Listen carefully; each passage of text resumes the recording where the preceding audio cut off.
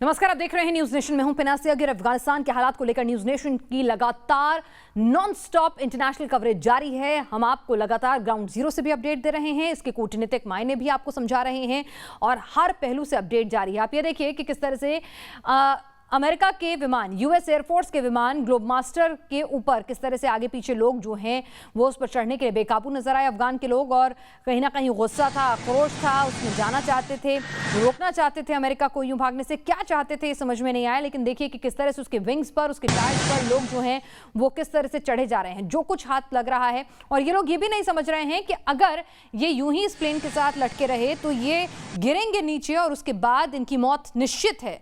लेकिन आप देखिए कि किस तरह से इन लोगों के ऊपर क्या जुनून सवार है, क्या पागलपन सवार है कि न ये सिर्फ ग्लोबमास्टर के पीछे पीछे भाग रहे हैं जैसे कि मानो ये प्लेन को पकड़ लेंगे या फिर उसको रोक लेंगे, लेकिन अमेरिका का प्लेन जो है अपने जो तमाम वहां पर यात्री हैं उनको लेकर सुरक्षित उड़ान भरने में कामयाब हुआ। आप देखिए कि किस तरह से ग्लोबमास्टर के विंग्स पर, उसके टायर्स पर, उसके आसपास के पूरे विंग स्पैन एरिया में लोग जो हैं उससे लटकना शुरू हो गए, और किस तरह से वहां पर इस प्लेन ने बिना रुके, ये बिना परवाह किए हुए कि जो तमाम लोग हैं वो क्या कुछ उनकी स्थिति होगी और किस तरह से ये लोग जो हैं वो बाद में नीचे गिरेंगे तो इनकी मौत निश्चित है। लेकिन फिर भी ये लोग प्लेन के विंग से या प्लेन में जो भी कुछ ऐसी चीज़ें ने बाहर निकलती हुई उसकी डिज़ाइन में नज़र आई जहां पर वो इससे लटक सकते थे वो उससे लटक गए। और देखिए कि वहां पर यूएस एयरफोर्स के ग्लोबमास्टर के इस पायलट ने भी कोई परवाह नहीं की कि उसके टायर में लोग अड़ सकते हैं, आ सकते हैं, कोई हादसा हो सकता है। उसे भी शायद मानो निर्देश थे कि वो सीधा इन लोगों को लेकर अगर नहीं उतर रहे हैं उड़ान भरे। और ये देखिए कि किस तरह से जब उड़ान भरी तो विंग से लटके हुए लोग जो हैं वो ज्यादा देर तक, तो कितनी देर तक होल्ड रहते हैं, इतनी तेजी से विमान भरती है और थ्रस्ट होता है, और उसके बाद कैसे ये लोग जो हैं वो नीचे गिरे हैं किक करके इस विमान से। लोगों को यकीन नहीं हुआ, जब अपनी छत पर उन्होंने लाशें देखी तो लोगों को समझ में नहीं आया कि ये लाशें कहाँ से थी, और इन्हीं में से कुछ एक दो लोग ऐसे थे जो विंग पर बैठने में कामयाब हो गए थे, और शायद जब उड़ान भरी तो उस टाइम तो नहीं फिसले, लेकिन जैसे ही पूरे वेग के साथ, थर्स्ट के साथ उड़ान ने और ज़्यादा तेज उड़ान भरी तो ये नीचे आ गिरे। लोगों को समझ नहीं आ रहा था कि ये समझ में नहीं आ रहा था कि भाई ये चाहते क्या हैं आप अमेरिका के इस विमान को जाने से रोकना चाहते हैं, खुद इसमें सवार होना चाहते हैं। ढेर सारे सवाल लोगों के जहन में थे। लेकिन आप देखिए कि शायद ऐसा ही होता है जब गृह युद्ध के हालात होते हैं, ऐसा ही होता है जब मौजूदा सरकार जो है वो छोड़कर भाग खड़ी होती है, सिस्टम कोलैप्स होता है और वहां पर कोई ट्रांजिशन नहीं था। ये देखिए कि कैसे लोग जो हैं जिसको जहां जगह मिल रही है लटक रहा है, अपने नागरिकों को किस तरह से यूएस एयरफोर्स के विमान में कैसे आपने वो भी नहीं लगाया है कि किसी तरह से स्टेयरकेस भी नहीं लगाए हैं, आप अपने यात्रियों को कैसे जो है रस्सी के सहारे खींच रहे हैं, क्योंकि स्टेयरकेस लगाने का मतलब है कि इन तमाम लोगों को ये बदहवास ऊपर चढ़ने लगेंगे, तो चुन चुनकर लोगों को ऊपर जो है विमान में चढ़ाया जा रहा है। तो आप देखिए कि स्थितियाँ कितनी भयावह हो गई है। ग्लोबमास्टर से अफगान के 2 नागरिक गिर गए हैं, ये अपडेट हमारे पास आ रहा है। लेकिन आप समझिए, आप सोचिए कि क्या मनस्थिति होगी लोगों की, क्या वहाँ पर मौजूदा हालात हैं कि फायरिंग होती है, अमेरिकी फोर्सेस फायरिंग कर देती हैं, 5 लोग मारे जाते हैं, 23 लोग घायल हो जाते हैं, लेकिन लोग जो हैं फिर भी एयरपोर्ट छोड़ने को तैयार नहीं हैं, फिर भी रनवे को खाली करने के लिए तैयार नहीं है, लोग वहाँ से जाने को तैयार नहीं हैं। तो लोगों के अंदर किस तरह से तालिबान का खौफ है, वो अपना मुल्क छोड़कर जाना चाहते हैं, अमेरिकी फोर्सेस को जाने से रोकने देना चाहते हैं, क्या चल रहा है मन में समझ से परे है। लेकिन यकीन मानिए कि इन तस्वीरों को देखना कहीं ना कहीं शर्मसार कर दे रहा है कि बतौर हम बात करते हैं ग्लोबलाइजेशन की, हम बात करते हैं, अमेरिका बात करता है बिग डैडी होने का, और यूएन की बैठकें होती हैं, उनके बड़े बड़े भाषण होते हैं, लेकिन आप देखिए कि आज जो कुछ अफगानिस्तान में हो रहा है, हम समझने की कोशिश करेंगे कि आखिर उसके लिए सिर्फ जिम्मेदारी किसकी ठहरा दी जाए कि भाई तालिबान के 75,000 सैनिक इतने ज़्यादा पावरफुल हो गए थे कि अफगान के 3 लाख सैनिकों के सामने वो टिक ही नहीं सके। अफगानिस्तान के 3 लाख सैनिक जो उनसे कई गुना ज़्यादा थे संख्या बल में, वो टिक नहीं सके। तो यहाँ पर सवाल ये है कि यूएस की फोर्सेस ने जब वक्त से पहले जाने का फैसला किया, बाइडेन ने अपना चुनावी वादा जो है वो तो पूरा किया, लेकिन सवाल अपने पीछे कई छोड़ गए कि यहाँ पर अब आगे क्या, अब आगे किस तरह से यहाँ पर ट्रांजिशन होगा। और यहाँ पर सवाल ये भी है कि अमेरिका तो अपने नागरिकों को निकालने के लिए अतिरिक्त उसने अपने सुरक्षा बल भेज दिए हैं, और वहाँ पर वो मौजूदा जो तालिबान के लोग हैं उनसे जाहिर सी बात है उनकी कोई डील भी हुई होगी, बातचीत भी हुई होगी, जो ट्रांजिट एक गवर्नमेंट बनती है, तो ऐसे में वो तो अपने यात्रियों के लिए, अपने लोगों के लिए सेफ रूट मांग रहे हैं, लेकिन बाकियों का क्या। तो ये ढेर सारे सवाल हैं जो लोगों के जहन में लगातार हैं।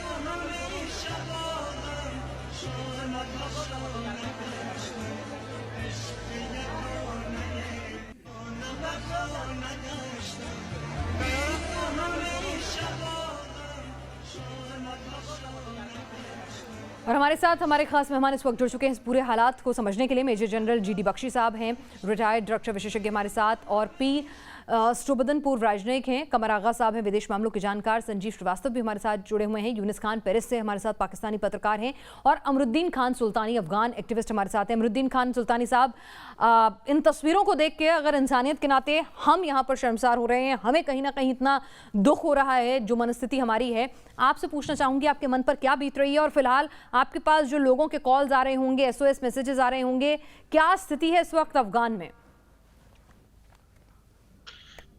जी, ये बड़ी दुख की बात है। और मैं खुद पिछले 4 दिन से सोया भी नहीं हूँ, और ये हालात को देख करके सभी अफगानिस्तान के जितने एक्टिविस्ट हैं और वहाँ के जितने गवर्नमेंट के सपोर्टर्स हैं, इनको यही दुख है, टेंशन में है, डिप्रेशन में है।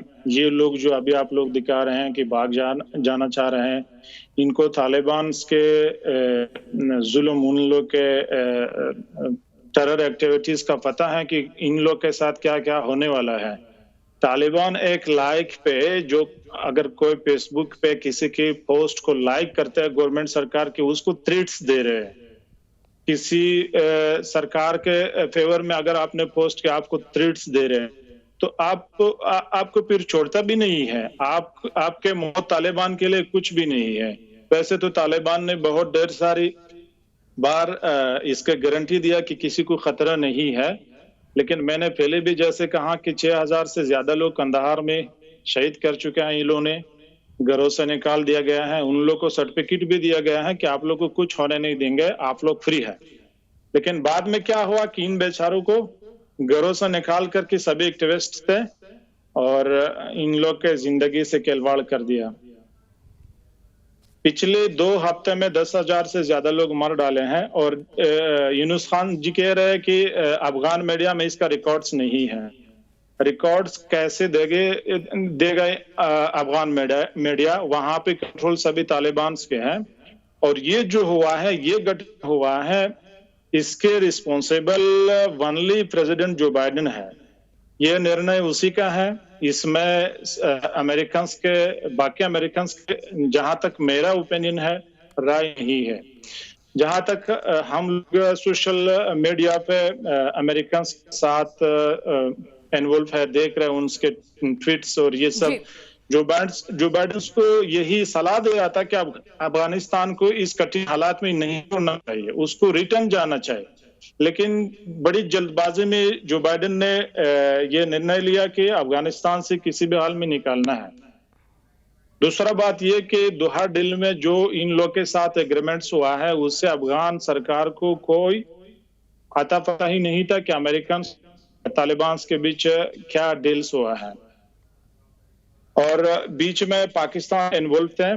पाकिस्तान ने जो किया, अभी जो हो रहा है, इसमें सब पाकिस्तान को पता ही था।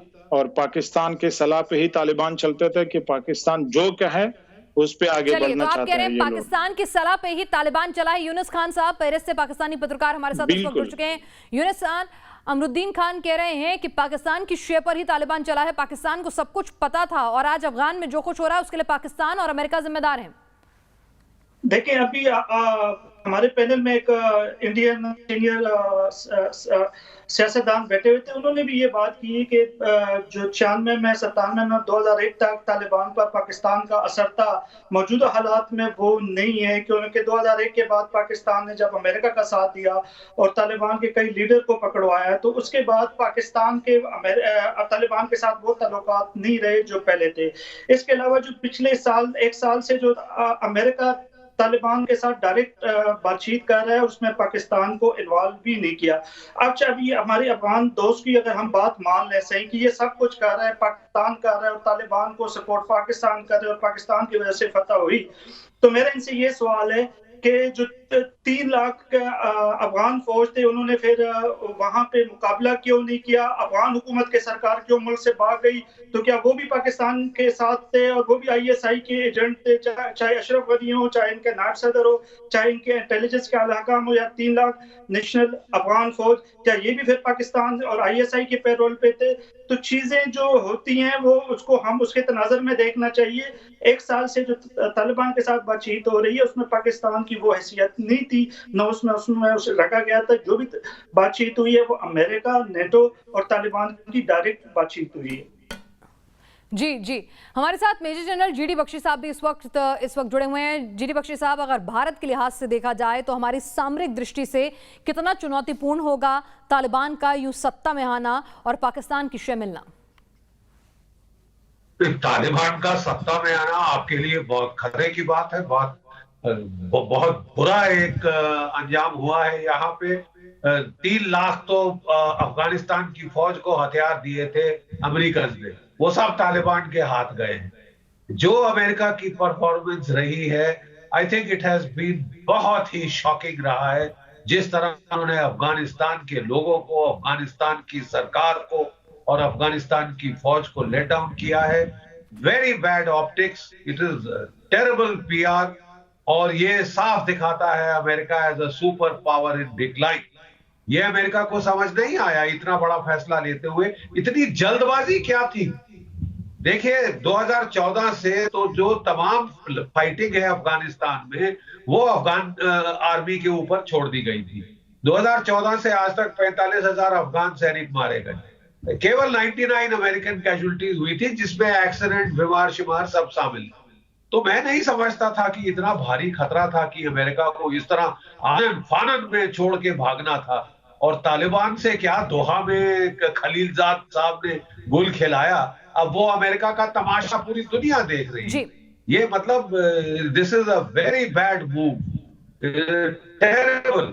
ये कहा जा रहा है कि ट्रंप के बाद शायद अब सोशल मीडिया में तमाम लोग जो हैं, कई जानकार कह रहे हैं कि शायद ट्रंप बेहतर होते और बिडेन ने जो कुछ किया है वो आने वाली पीढ़ियां याद रखेंगी। ये तस्वीरें कहीं ना कहीं बिडेन के लिए एक काला धब्बा होंगी उनके शासनकाल के लिए। हमारे साथ कमार आगा साहब भी इस वक्त जुड़ चुके हैं। कमार आगा साहब, अगर हिंदुस्तान के लिहाज से देखा जाए, अफगानिस्तान से हमेशा हमने दोस्ती चाही, उसमें हमने इन्वेस्ट भी किया, वहाँ के लोगों में इन्वेस्ट किया, उनकी तरक्की के लिए इन्वेस्ट किया। आज वहाँ पर तालिबान की मौजूदगी कितना मुश्किल होने वाला है हिंदुस्तान के लिए?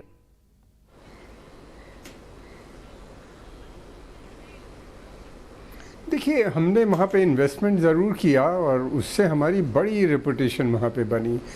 जो गुडविल भारत को है वहाँ अफ़गानिस्तान में, वो किसी की नहीं है। वो अफ़गान अगर किसी पे ट्रस्ट करता है, अफ़गानिस्तान के लोग, चाहे वो ताजिक हों या उज़्बेक हों या हज़ारा हों या पश्तून जो सबसे बड़ी कम्युनिटी है, तो वो भारत की तरफ देखती है। भारत की जो रिस्पेक्ट है, भारत की जो छवि है वहाँ पे, वो बहुत ज़्यादा है। और फिर दूसरी बात ये कि पाकिस्तान को बने हुए केवल 75 साल हुए हैं। हमारे तालिबान अफ़गानिस्तान से जो रिश्ते हैं हज़ारों साल पुराने हैं, हमारे ग्रंथों में उसका ज़िक्र है तमाम। और फिर ये कि ये रिश्ते हमारे हमेशा रहेंगे। तालिबान तो आए हैं, कितने दिन इनको भी देख लिया जाएगा कब तक ये रहेंगे। हाँ, ये है कि ये बर्बाद बहुत करेंगे, तबाही बर्बाद करेंगे। दूसरे हमारे साथी पाकिस्तान से अभी कह रहे थे 3 लाख फ़ौज जो थी। अरे भाई, फ़ौज का किया क्या? गनी साहब तो मिले हुए थे खुद अमेरिकन और पाकिस्तानियों के साथ में, जिसे कहना चाहिए फ़ौज के पास खाने तक को सामान नहीं था, रसद नहीं थी, उनके पास अम्यूनिशन नहीं था। वो बार बार मांग रहे थे कि अम्यूनिशन भेजो, वो बार बार मांग रहे थे कि हमको और फ़ौजी भेजो, हमारे पास सामान नहीं है लड़ने के लिए ज़्यादा। कुछ भी सेंटर से वहाँ नहीं गया। पूरी टोटल मिलिट्री लीडरशिप का फेलियर था, टोटल पॉलिटिकल लीडरशिप का फेलियर था। और बाद में अफगान वहाँ के जो राष्ट्रपति थे वो मुल्क छोड़ के भाग गए। वो डुअल गेम खुद खेल रहे थे, अब दूसरे को क्या कहा जाए। यही वो फ़ौज है जिसके 50,000 से ज़्यादा लोग मरे हैं। ये बराबर हर ऑपरेशन में जाके लड़ते थे और तालिबान को हराते थे। मगर इनका बड़ा अफसोसनाक हुआ। इनको जिस तरीके से लेट डाउन किया है वहाँ की सरकार ने, वहाँ के डिफेंस मिनिस्टर ने, वहाँ के हालात को देखते हुए तस्वीरें वो कहीं ना सब कहीं मिल चुके अफगानियों थे से जो पहले रिश्ते ही। हैं उसको देखते हुए तस्वीरें सभी के मन को कचोट रही हैं और एक ह्यूमैनिटी के तौर पर भी सवाल खड़े कर रही हैं। पी स्टोबदन जी पूर्व राजनयिक हमारे साथ जुड़े हुए हैं। सर, आपसे समझना चाहेंगे कि इंटरनेशनली कोई भी फैसले लिए जाते हैं तो कूटनीतिक लिहाज से फूक फूक कर कदम रखे जाते हैं। यहाँ पर अमेरिका का यूं साथ छोड़ देना और इस तरह से वहाँ पर क्योस हो जाना, कहा जा रहा था कि अभी 15 से 20 दिन लगेंगे काबुल को कब्जाने में, यूं रातों रात वहाँ की पूरी सरकार का भाग खड़े होना, ये तस्वीरें सामने आना कहाँ कूटनीतिक फेलियर रहा है या जानबूझकर यहाँ पर इस डर्थ में छोड़ा गया है और अब रशिया और चीन आ गए हैं फोरफ्रंट में, अगर अमेरिका वापस जा रहा है तो? देखिए, ये सारे जो कहानियां हैं पहले से लिखी हुई थी। काफी सालों से ये प्रिपरेशन हो रहा था और गानी गवर्नमेंट को तो पूरा वार्निंग दे चुका था लास्ट ईयर जो दोहा में पीस डील हुआ था कि आप कुछ करके निकल जाइए, लेकिन वो माने नहीं। वो कुछ न कुछ करते रहे और 1 मई को उन्होंने अपना ट्रूप्स विड्रॉ करने लगा और जुलाई 1 को उन्होंने एयर बेस है बकराम का वो बंद कर दी। जितने भी अफगान गवर्नमेंट की मिलिट्री कैपेबिलिटी थे उसको ध्वस्त कर दिया, बिल्कुल इनकेपेबल कर दिया। इसीलिए वो लड़ नहीं पाए तालिबान के साथ। तो ये पूरा एक स्टेज मैनेज है। देखिए, अमेरिका को तालिबान या अफगानिस्तान इम्पोर्टेंट नहीं है, उनका सबसे बड़ा मकसद चाइना है। इस सारे स्टोरीज के पीछे चाइना है। आप देखिए आगे आगे दिनों में ऑफ कोर्स ये जो पाकिस्तानी जो है बड़ा इम्पोर्टेंट रोल प्ले किया इसमें अमेरिकन के लिए, लेकिन वो उन्होंने कहा कि जब तक इंडिया ना रहे मैं कुछ भी करने तैयार हूं अमेरिका के लिए अफगानिस्तान में। पाकिस्तान तभी फंसेगा जब वो चीन और अमेरिका के झगड़े में ये फंसेंगे, तो ये बीच में स्क्वीज हो जाएंगे। ये जल्दी आने वाला है क्योंकि तो अभी चाइना भी लड़ने वाला है। देखना बाकी अमरुद्दीन खान सुल्तानी साहब, अभी मैं सोशल मीडिया पर देख रही हूं तो कुछ अफगान के लोग जो हैं ट्वीट कर रहे हैं कि अब उनके घरों में तालिबानी आ रहे हैं, उनकी प्राइवेट कार्स की चाबियां, उनकी प्राइवेट प्रॉपर्टीज जो हैं उनको निशाना बना रहे हैं। जिन लोगों ने इंटरनेशनल एजेंसीज तक खबरें पहुंचाई, बतौर पत्रकार काम किया, उनको टारगेट कर रहे हैं। कुछ महिला एक्टिविटीज को टारगेट कर रहे हैं। क्या खबर आपके पास है वहां के कियोस्क के बारे में? जी, मैंने पहले भी ये बात को सामने रखा है कि तालिबान ने कई बार इसका वायदा दिया है कि हम लोग आएंगे और किसी को कुछ नहीं कहेंगे, लेकिन बाद में रिजल्ट में 2-3 दिन जहां जहां वो लोग बसे वहीं पर बहुत लोगों को मारा गया है।